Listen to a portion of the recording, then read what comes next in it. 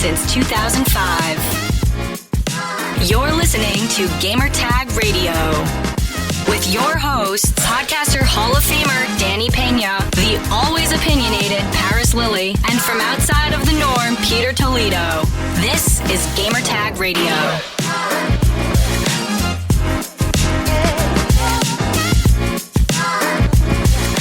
All right, welcome here. This is Danny. You're listening to Gamertag Radio, a brand new episode here, and because we're getting ready for the end of the year, I have my wife from What's Good Games, Riana and Manuel-Peña. What's up, Riana? Hello, I'm here. What's up? Lots of stuff is up. We have so many games we're playing right now. There's a lot going on at the end of this year, and 2023, quite the year to be a gamer for sure. Yeah, and also we're expecting a child. We're expecting a baby. Yeah. She's almost done cooking. If you're hearing this, it may have happened. Yes. So coming to you from the past, a distant past before we were parents, where we still got maybe a little bit of sleep. We'll see. Well, I know people are probably going to be asking, like, you as a gamer and also working in games, how's it been your journey this year? Through this pregnancy for you? It's been a lot. Of course, for folks who are paying attention to the industry side, there is, some shadow over our gamer joy. Mm-hmm. There's been a lot of layoffs, a lot of restructuring and downsizing across the industry for studios with good games, studios with struggling games, studios who haven't even gotten a chance to put out a game yet. Mm-hmm. And shout out to Wolf Among Us 2. I hope that's still doing okay with Telltale. But yeah, it's been a rough year in the industry, I gotta say. And as somebody who works on that side of things, it's not a comfortable spot to be in. And I gotta be honest, going away for maternity leave when so many people are struggling to find work is hard. Yeah. I want to be there for my friends. I want to be there for really good talent who deserve to have their work seen and to be compensated fairly for it. So I try my best to be there for people, but also got to be here for this growing family that we have. So it's been a lot to manage all at once. And also at the same time, managing all this joy that I have because we're getting such great releases finally. Yo, this year has been amazing on that part too. So it's kind of awkward with like best year in gaming, but also worst year in lots gaming. Lots of roses, right? And lots of thorns. I gotta say, it's been a very mixed year. Again, as somebody who works on both sides, so covering games versus being on the teams that support people who make games, it's a mixed bag, I gotta say, but it's definitely been busy. I will admit that. There's been a lot of attention, and games are more popular than ever, which is great for long-term forecasting. And I know that there are lights at the end of a lot of tunnels, and hopefully, as an industry, we can turn things around and really rally behind each other to keep making amazing experiences. Yeah, we're going to be talking about again, this is not a Game of the Year episode, because I'm going to do that with Pete and Paris very, very soon. But this is more of a conversation like, is 2023 best year in gaming overall? As a fan of games, I think so, but we'll talk more about that in a few minutes. But first, head over to gamertagradio.com. Listen to our past episodes. Also, you can find us on any podcast app. Just search for Gamertag Radio. We're there. Follow us, subscribe, and also post your review. You could do the same with What's Good Games, yes, too. Please. We love 5-star reviews. We love comments. We've gotten love. Some funny ones lately that we've been reading on the podcast and That's in good. Private. So really get a kick out of that. And we like hearing what you think of our show. Yeah, definitely. And also, if you guys would like to be part of our Family discussion, Family edition, I love doing a whole episode just questions from the fans. Those are fun. Those are my favorites, honestly. This is how you could be part of the show. Send us your feedback or questions. Give us a call at 786-273-7GTR. Email us at fanmail@gamertagradio.com or leave a message on speakpipe.com/gamertagradio. All right, Ree. Is 2023 the best year in gaming? Now, I'll go back. There's 2 years that stood out to me in the past. 1998 in 2007, especially 2007. There was a Call of Duty, brand new Call of Duty game. Took multiplayer to the next level. I remember Halo 3 came out that year. Mass Effect came out that year. BioShock. It was nonstop games. Great AAA games. This year has been a mix of AAA, indie games, and a bunch of surprises that people were not expecting games to be the best. We'll get to some surprises. Yeah, we'll say that towards the end. But man, this year has been amazing. Actually, the beginning of the year, we were expecting, a game like Forspoken to come out, and I thought it was going to be good. It didn't start it great. Yeah. But after that, Hi-Fi Rush. What was another one that came out earlier this year? Dead Space remake. Amazing.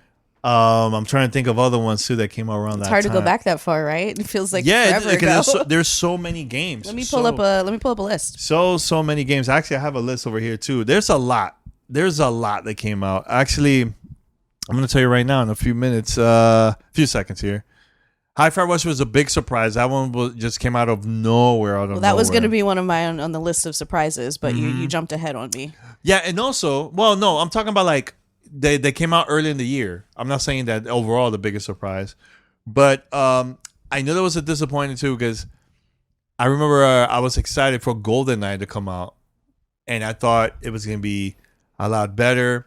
So when that game came out, there was a lot of controversy about it because there was no online version for the Xbox platform, but you could play online on the Nintendo Switch version, but they were also having lag issues. It was just chaotic. People were not happy about it and everything like that. So, was there anything that stood out to you around the beginning of the year that stood out to you?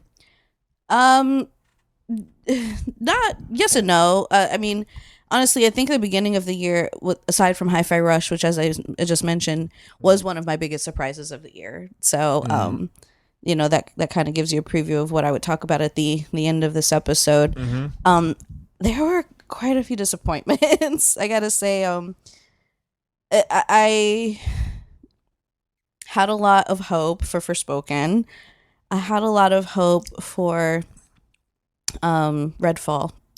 Redfall, I forgot about Redfall. Oh my god, that was a disappointment. Yeah, that was a tough one. That was a tough one. I know there was a lot of disappointment in general about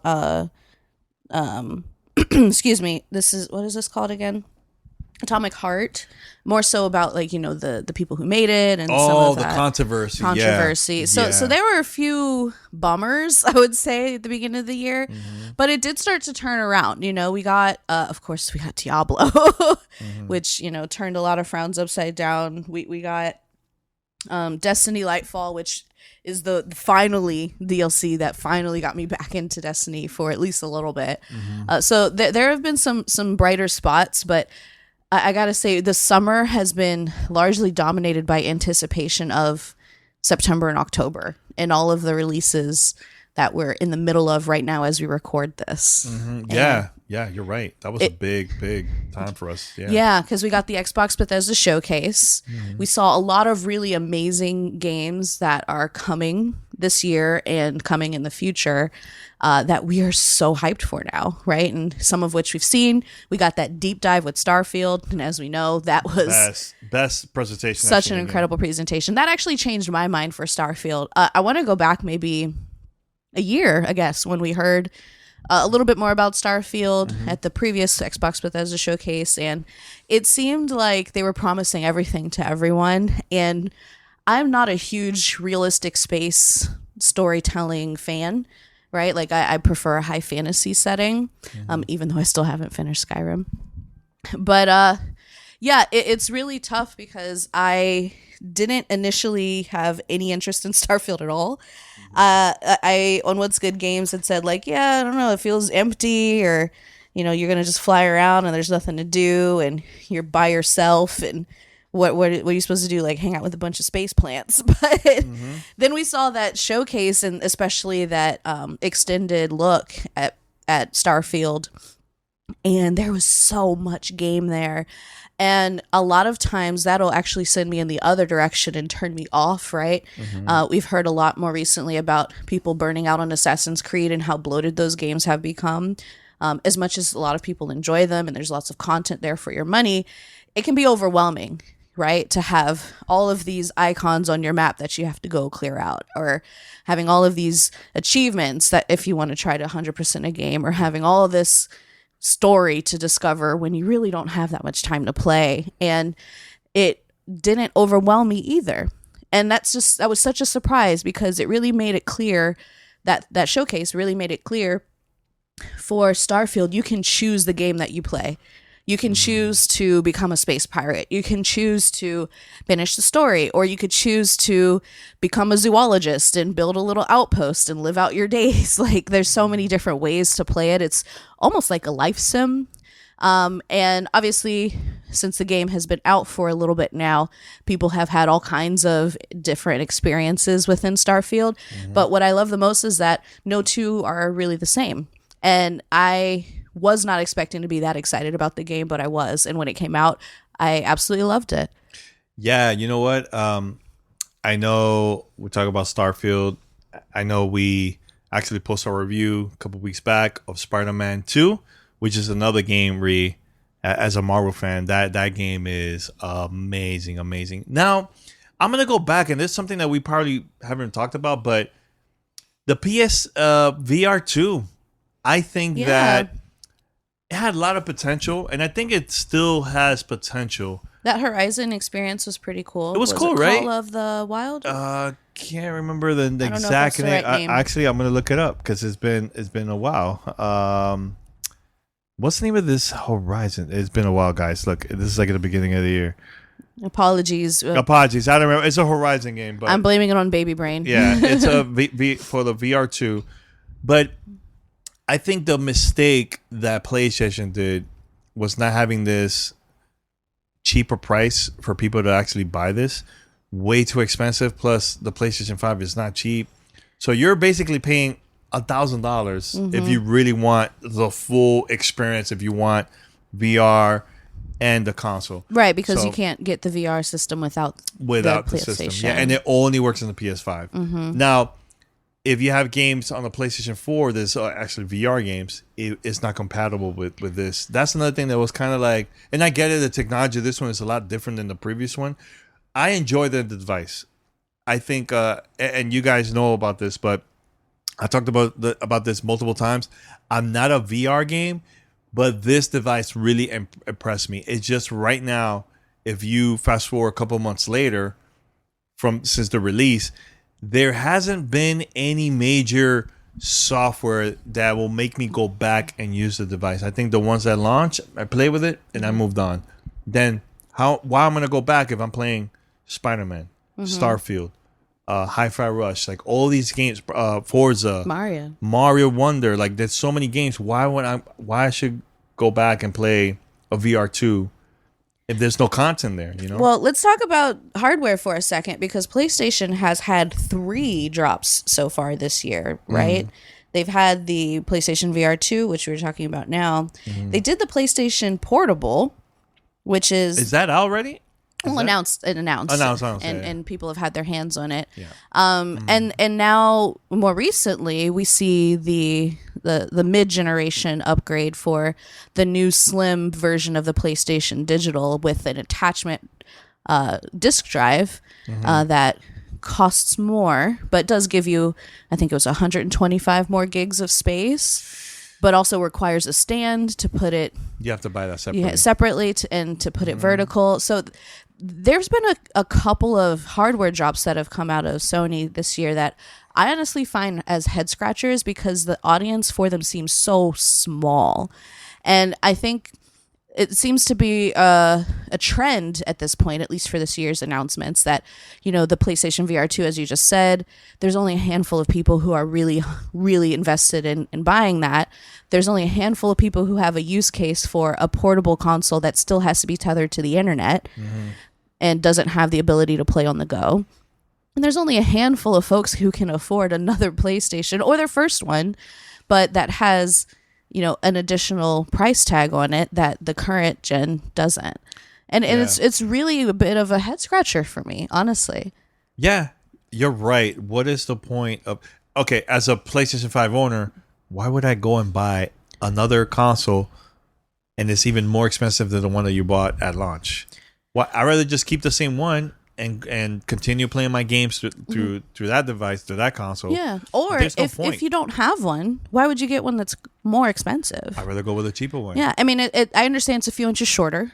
Yeah. If space is that much of a premium to you, but I can't think of anybody who would compromise a few inches of the height in order to save, or would not compromise a few inches of height in order to save $100. Yeah, I 100% agree. 100%. So it's confusing for me, honestly, and I would love to understand more of the long-term vision from Sony on these different hardware announcements, because as you know, we have the Series S and the Series X. That's it. We got a black Series S with more space, a terabyte more space, right? Or a terabyte total. It's a terabyte. So 500 gigs more instead of 125 more in the slim PlayStation Digital. And that seems like an easy yes. I need 500 more gigs because these games coming out are almost 150 gigs by themselves. So it is. I just want to understand better as a consumer, as somebody who has a PS5, as somebody who would buy another one if it made sense. I want to know why. Yeah, and there's a couple other things too I want to talk about besides the hardware. But this year we got good year for fighting games. Mortal Kombat, huge fighting games, RPGs. They've seen fire this year. Street Fighter, a big one too. I know Riot is working on a new fighting game too. Like it's getting a lot of great feedback from the fans. Like people are very, very excited about all these games that's been coming out this year, especially from the fighting genre. But yeah, I know RPGs, tons of RPGs have been coming out this year. I mean, I think everybody took note that Elden Ring made such a splash last year. And of course, we know how games are developed. Nobody started any of the things that are releasing now last year after Elden Ring. However, the marketing for it definitely got pushed, right? You see people market, this is a single player RPG a lot more now than you used to see before, because we know the audience is actually out there, especially for something like Baldur's Gate, where Diablo is, pushing multiplayer. It's that repeat customer. It's that loot grind. It's that party up with your friends. But for Baldur's Gate, which was such a splash, right? Huge impact, and not even on all consoles or all platforms either. First coming out on PC, then a little bit later PlayStation, and down the line Xbox. For it to sell so well and to be so well received, where it's primarily a single player experience, you can party up, of course, but like most people played it solo. So impressive, right? Because something that big and something that specific, it's a D&D inspired classic RPG single player adventure. It sounds very niche, but it was such a hit. And that's really encouraging. I love seeing different genres get more support and more shine and more widespread acceptance, because that just opens up the door for so many different things down the line. Yeah, and also games like Super Mario Bros. Wonder. Yeah. Pikmin. New Pikmin game. You got hooked. That was your first time playing Pikmin, That was my first Pikmin game, yeah. Like Nintendo did a pretty good job this year with content. Not perfect, but they had F-Zero 99. I'm hooked with that. That's a free game that's available. You can go and play it. Like the company's been releasing some great content. And now this whole year, we've been talking about and back and forth about Activision, Blizzard joining Xbox. And so as of this recording, as of today, it is officially done. Yeah. Finally. Yeah.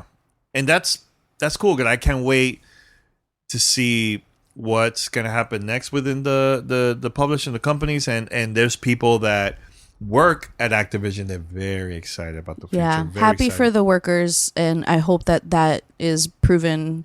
I hope their faith is proven justified, because again, everybody deserves fair working conditions and to be compensated properly for their time and their effort, and to have good work-life balance. Especially people who make things that are just pure miracles. These games, they're miracles. Yeah, and I mean, this year has been great, and also we went to Summer Game Fest. There was a lot of games that surprised me there too. You know, like Are we getting into the surprise station? not surprised yet, but I'm talking about like more of wasn't expecting it, and then I'm like, wow, okay, I can see myself playing this game. You know, I will name a couple other ones that I know were highlights for you that you may not even remember because it's just been such a stacked year. oh my god, which ones? Minecraft Legends. Oh yeah, that was a pretty good game. That was a really good game. I honestly that was something because I love the previous game, Minecraft.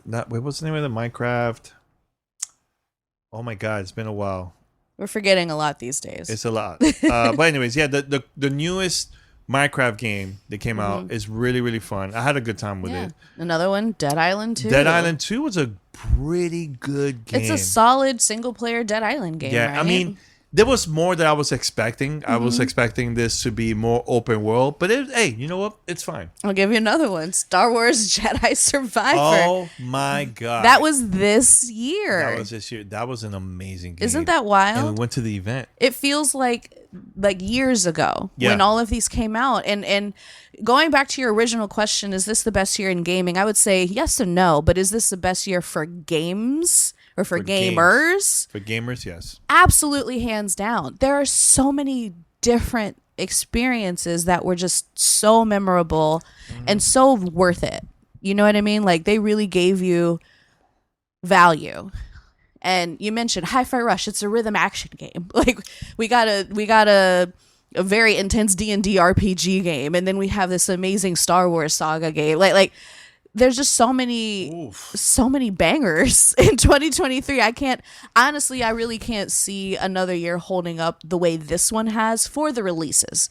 Obviously, the industry is a whole nother conversation, but for the releases, sheesh. Are you ready for this one? Yeah. Hogwarts Legacy.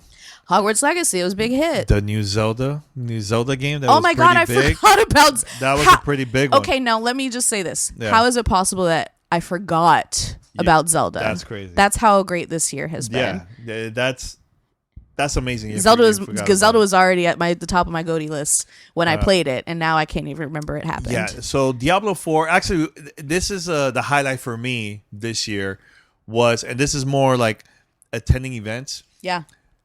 Going to the Diablo 4 launch event, Ree. Oh my God. That was quite the party. That was a party. That was red carpet, like for an RPG. Yeah, we saw some celebrities. That level, Blizzard went all out for the launch of that game. And it was very exciting. Plus the packaging. Yeah. Really, really cool. Lilith flew down from the ceiling, and they projected the opening sequence of the game on her blood cape. It was amazing. It was quite the spectacle. If there's anybody who's listening who has not seen the pictures from that party, look it up. It is very impressive. Yeah, very, very impressive, man. Now, Ree, is there anything else that also came out this year? I know Pikmin 4 was a good one. I'm excited that a game like Ratchet & Clank came out on the PC finally, because that was a very amazing game when it came out for the PlayStation 5. By the way, Ree, Disney Illusion. Another game. It was sick. That might make my surprise list. We need to get to the surprise list. We have to very, very soon. Very, very soon. And we're gonna wrap it up very, very soon. But I'm just gonna think. I'm looking. You know what? Immortals of Avium, Ree, what you think? I think Immortals of Avium has a really great potential. I think it didn't quite reach the bar that maybe we were hoping it would. Yeah. I love a new IP. I love new lore. Same. I'm very intrigued by the idea of, what's it, like a magic shooter, right? The fact that you have three like bullet types, but it's magic based. First person is always a hit or miss for me personally, but I think that it needed more time, and it came out in such a crowded space. Very crowded, and it got delayed multiple times. Yeah. And delays are hard, right? Especially for a new studio, and it's tough to make that call if you're at the top, and I understand the difficulty that they were facing when they were making these decisions. It does seem like it needed more time to bake and really flesh out the polish in order to land a little bit better. And it it didn't measure up the way that some of the other releases in this fall have. I'll tell you another game that I know you got to play a lot. Yeah? Faith Farm. Faith Farm. And also, what's the name of the Disney game that's similar, the one that was in beta? Oh, you're talking about Dreamlight Valley? Was that that's been in beta forever. Okay, sorry. But I know you've been playing because there was a lot of content that came out this year. There's a lot of content. Yeah, they've been doing really regular drops and they've been fantastic. Yeah. But that game is not technically released yet. Okay, well, what about Faith Farm? Faith Farm is great. And I would say if there's any people who are loving the cozy genre, which is really fun. I like that term is out now and that people are recognizing cozy as a game genre. Yep. I can't recommend Faith Farm enough. It's definitely up there. Yeah, really, really good. Highly recommend Spider-Man 2. Once again, I got to mention that very quick. That's an easy yes. Also, as of right now, I haven't played Alan Wake. I know this is a recorded version of the audio, but maybe you could go back to the previous episodes and I'll have my Alan Wake 2. I can't imagine you saying anything other than, "Oh my god, I love this game so much! It's so wonderful." Honestly, that's my most anticipated game of 2023. There's no Zelda, no Starfield, no Spider-Man. It's Alan Wake 2. I'm a huge fan of Alan Wake, huge fan. And shout out to Remedy for giving me multiple opportunities to interview Sam Lake during Summer Game Fest and also during the event, the hands-on event that they had here. And I know YouTube promoted the interview on social media, which is really, really cool to see. And people have been hitting me up saying like they really enjoyed the conversation I had with Sam Lake. So, but the stuff that I played at the event, it's amazing. I can't wait to play the full version. But I know you wanted to say something. I'm looking at the list again. Yeah. WrestleQuest. How did we forget about WrestleQuest? That was an amazing game too. Oh my god, I forgot about that game. This year, it's just there's nothing like it. I know 07 was great. Like I'm almost like Kanye. Like I'm gonna let you finish. 07 was great. Yeah. But the number of bangers this year it's really hard to compare. Cocoon. Well, don't break all of my ice. No. I'm about saying like I just know because I'm going to talk about that at the end of the show. Yeah, okay. But Paris loves Cocoon. Cocoon. I haven't really been playing it. So. Viewfinder is another one Paris put me on. He's played that at Summer Game Fest, I think. Sure. Viewfinder is another, minimal input puzzle game that really starts mind bending. I think Superliminal is another one that's similar. If you're familiar with that game, and for folks who haven't heard me talk a lot about it on What's Good, or they haven't heard me talk a lot about it on Gamertag, I love puzzle games, especially mind bending ones. And Viewfinder is definitely one to check out. I gotta play that. And is that on Game Pass?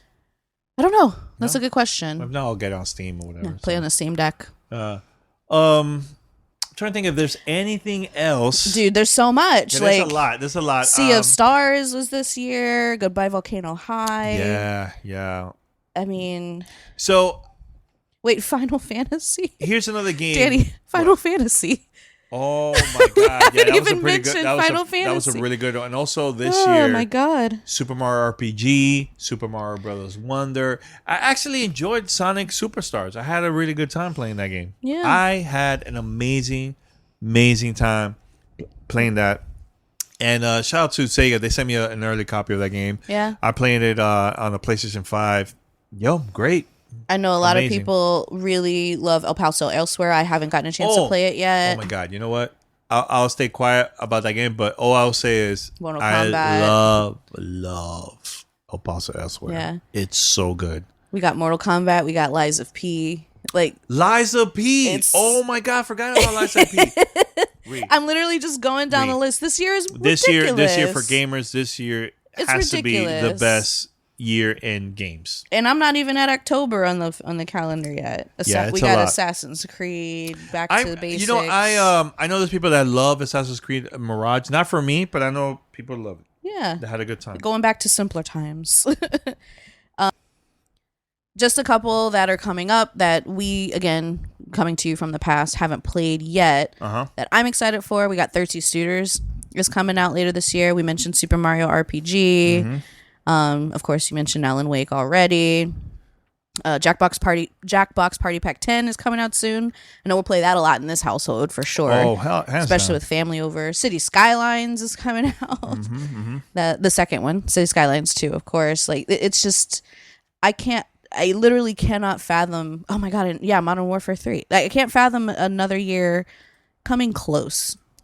And to, again, I keep saying this, but to the variety of great games, right? It's not only the number, it's like how many different genres we have that are just absolutely killing it. And it may be because we're later in the cycle, it may be because during COVID people got super creative at their houses or whatever it is. Like, the fruits of all the labors of the last few years are really, really sweet this time around. So 2023, hands down, best year to be a gamer. And I have to say this, and I just remember this year I went to Super Nintendo World.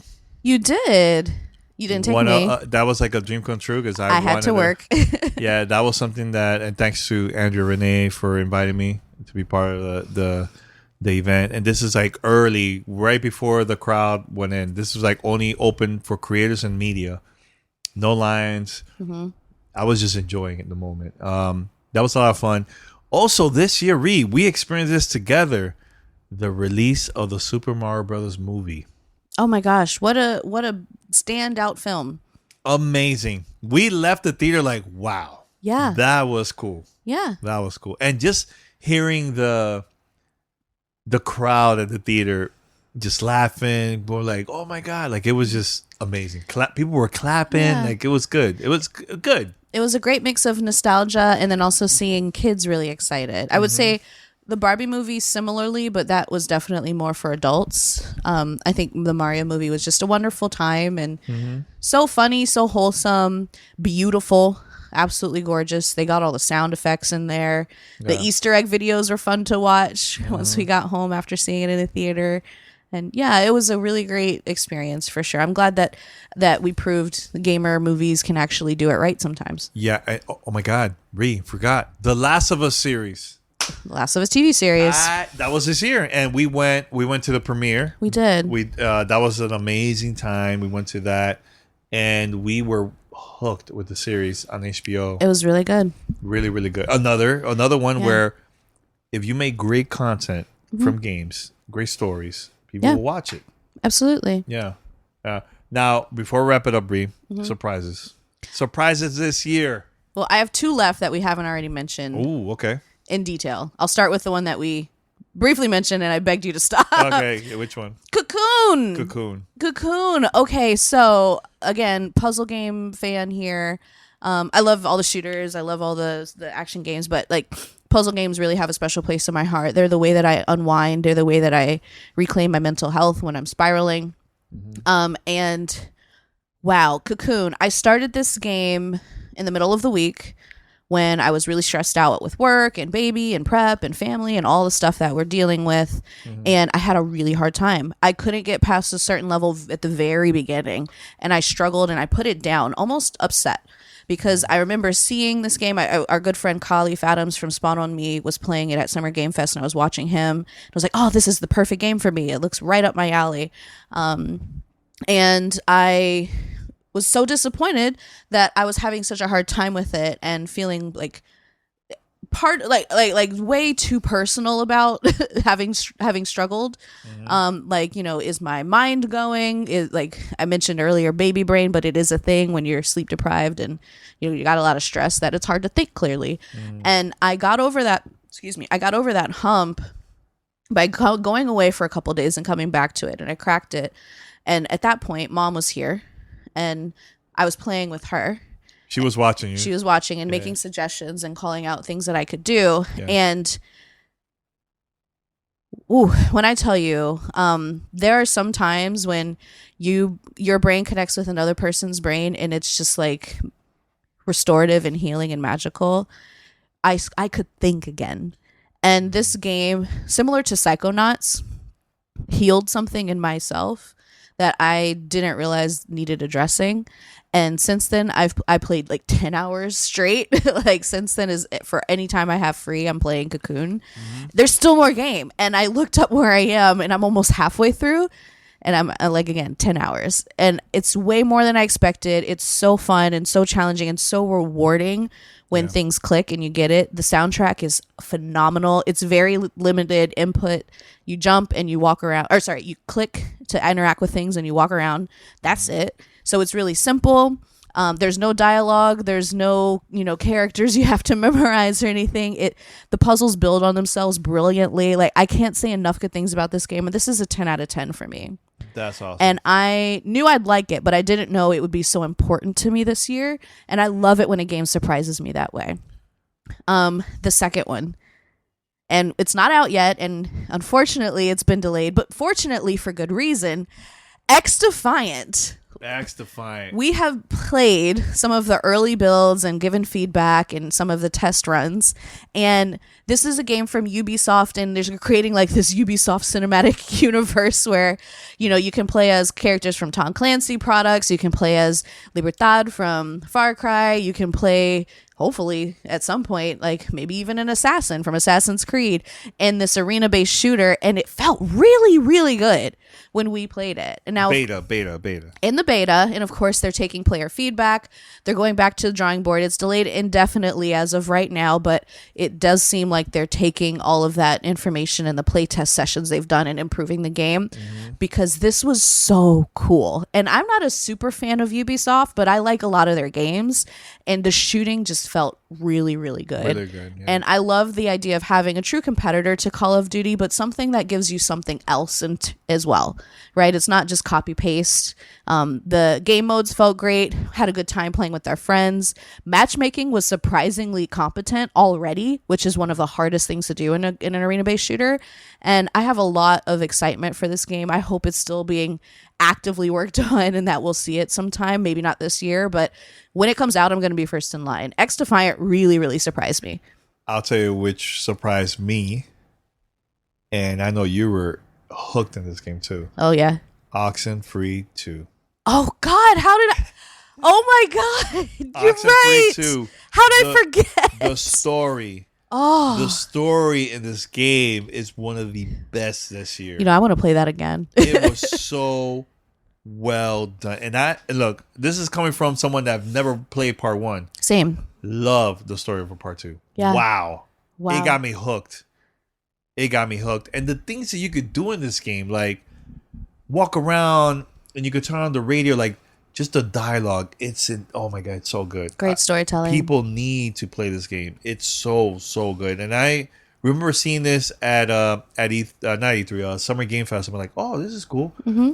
But I didn't know I was going to get this hooked with this game. That was a good pull. I can't believe I didn't remember it. Yeah, and you were the one, like, you played it first than me, I think. I played the heck out of that game. Yeah, you were like, I love it. Yeah, it was really, really cool. It's the scariest game I've maybe ever played. It's so good, so good. I'm a big baby. Dead Space remake, oh my God, better than the original. Wow. I finished the whole thing. So, so good. Hi-Fi Rush. That surprised everyone. That shadow drop was brilliant. Brilliant. And also, it reminded me so much of Jet Set Radio, that type of like look and vibe, and so, so good, man. So, shout out to Tango. There's so many other games. Cyberpunk. Oh my God, what's the full? Oh, the true Jet Set Radio. Well, this one is inspiration. Like the successor. I think that's what people are calling it. Much lower fi than Hi-Fi Rush. Well, obviously, just call it Hi-Fi.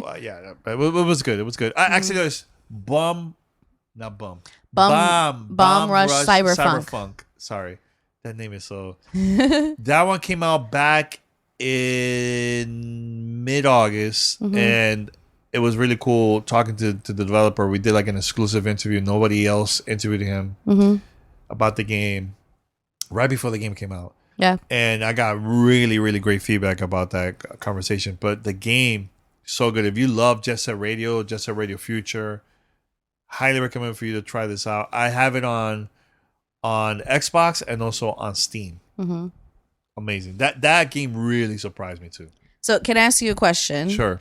What do you hope for the rest of the year? I know we only have a little time left. The rest of the year, I know there's Super Mario RPG, which I'm excited. No, not what games you're expecting. What are you excited for just across the board? Like as as a gamer, what do you hope to see happen? In 2024, Not stuff we know about.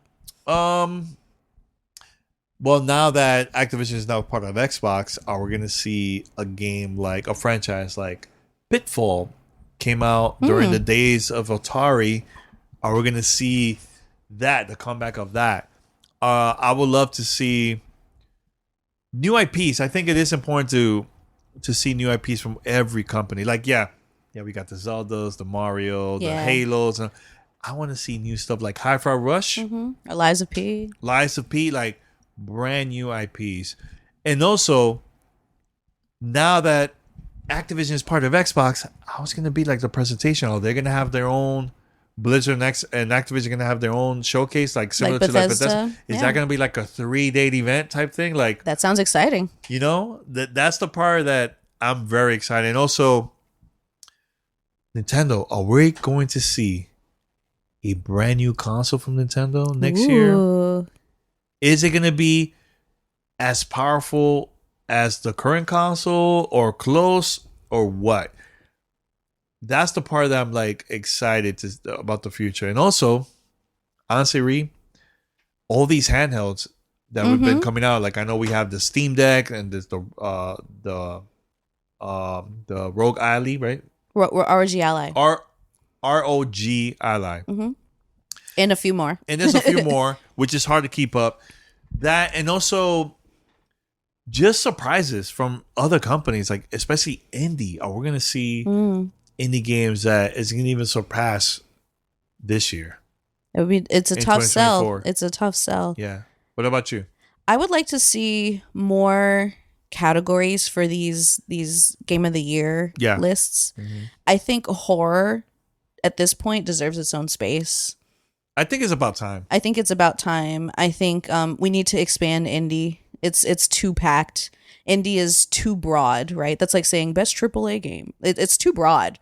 There's got to be a way to break it down better. And obviously, I don't know how, but I tell you how. One way is, instead of just putting them only in the independent category, why not put in best RPG? RPG needs a category for sure. A venture game, and not everybody has this. It's not.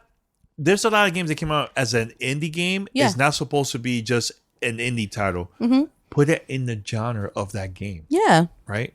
Yeah, I think we could use a not necessarily an overhaul, but just some more diversity in the different categories that we judge games. Because again, as things expand and build on themselves and build on each other and start blending and morphing, we have so many new types of games that are out now that really can't be judged against each other the same way. And agreed. Yeah, I think it's time to let's spread our wings a little bit. We got more than just shooter or story or narrative.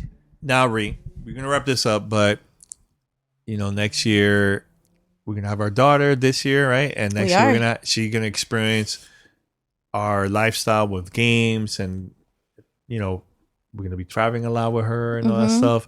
What is something that you want her to learn about why we love so much about games? I want her to learn that it's how mommy and daddy met, that it can bring people together. Agreed. That it's the reason we know so many of our amazing friends and extended family. I want her to know that gaming is more than just, pixels on a screen. It can be a community. And I want her to see that. Community. Yeah, I want her to see the good that gaming can bring. Because, of course, there is a lot of bad, like with anything, especially in entertainment. But, yeah, I just want her to see, there's some really special people out here who are part of this industry and part of the community that loves what we make. And yeah, I'm excited for her to see that. Yeah, gaming changed my life. I want her to learn how powerful gaming is. Yeah, I know you mentioned about there's bad stuff everywhere, but honestly, the good outshine the bad. It does for me, and it does for me too. Like meeting you, playing. I mean, it was Twitter, but playing Apex Legends, games like that. It got us closer. I met my closest friends, Paris and Pete, was because of Xbox Live. People things who like will that. Be in our lives forever. Yeah, it's important for her to learn how gaming could change people's lives, and I want her to just enjoy it with us. Like if we could play together in the future, like I can't wait for the first time that us three playing games together. Oh, that's gonna be amazing. I mean, it's gonna be hard for her to avoid it, even if she is, anti-gaming. It's gonna be even her grandparents have consoles and play them all the time. But look, even if it's just a game like Jackbox, where we got the whole family on their phones playing that, like that's fun. That to me is powerful. Like people think gaming is all about AAA shooters or that AAA games. Gaming could be anything, even if it's like from a phone or like. Like there's so many games I play on the phone still to this day. I don't talk about it much, but I play it. Like I enjoy it. Like I have a good time. Mobile does not get enough love. In my mobile is opinion. fun. Mobile games can be amazing. Yo, I played Monster Hunter Now on the go. That's something where similar to like Pokemon Go. It was fun. It's not like something that's gonna like, oh my god, this is like amazing. Yeah, I had a good time. Dust to Memories Between is one of my highlights from last year. Yeah. That was a mobile game. You can play Oxenfree 2 on mobile. Yeah. Well, yeah. So gaming changed my life and it changed yours. Yeah. And we're for the better. Honestly, I've never been this happy. And it was because of gaming. Gaming completely changed me. So yeah. And it can do a lot of good in the world. And the world needs more good. Yes. All right, guys. We're gonna wrap it up. That was a great conversation, Ree. Yeah, thanks for inviting me. It's all good. You want to promote your social or anything? Sure. I mean, it may be a little bit different over the next couple months while we get used to having a newborn in the house. But you can find me on Twitter/X at Riana Tweets you call it Now. X? Wait, Riana Tweets Now. It's Riana Tweets Now. I'm not changing it to Riana Posts Now. That's silly. Or you should put Riana X Now. Absolutely not. Absolutely not. But that's RIANA Tweets Now forever and always. You can catch me on What's Good Games. Right now we're in hiatus. Again, we're all hot gamer moms now, so we're taking care of our babies. But I'll be back with Andrea and Brittany. But that's What's Good Games. Anywhere you see podcast services, go listen to our backlog. We have a lot of good episodes. There's some fun stuff in there. Yeah, and they'll come back sometime next year. Yeah, and you can catch us on Twitter/X at What's Good_Games. I love that you use like /X. Officially, I have to. It's all good. But everyone, thank you so much for listening to Gamertag Radio. And make sure to hit me up on X because it's known. Twitter is known as X now, whatever. But you can find me there, Godfrey. And make sure to also hit up us on, we have a poll. Every week we have like a different question here for you guys. So just go there right now to Spotify and answer whatever's available there on the poll, because I just love interacting with folks, man. So like I had like, are you guys interested in Alan Wake or Assassin's Creed Mirage? Hey, do you like the digital or physical? That was a good poll. That was a pretty good one. Or another one for Spider-Man 2. Which one you're more excited to play, as Miles Morales or the original Spider-Man Peter Parker? Which one's your favorite? So like, it's good. It's a pretty great debate poll for fans. So make sure to go right now to Spotify. All right, everyone. So until next time, get ready. We're going to have our Game of the Year episode very soon with the whole crew. Very excited about that. Yeah, I can't wait to hear y'all argue with each other again. Yeah. No, I think the majority of games that we're going to mention, we're probably going to agree. And some, we're not going to agree. So stay tuned for that. And that's about it. Until next time, everyone. Peace.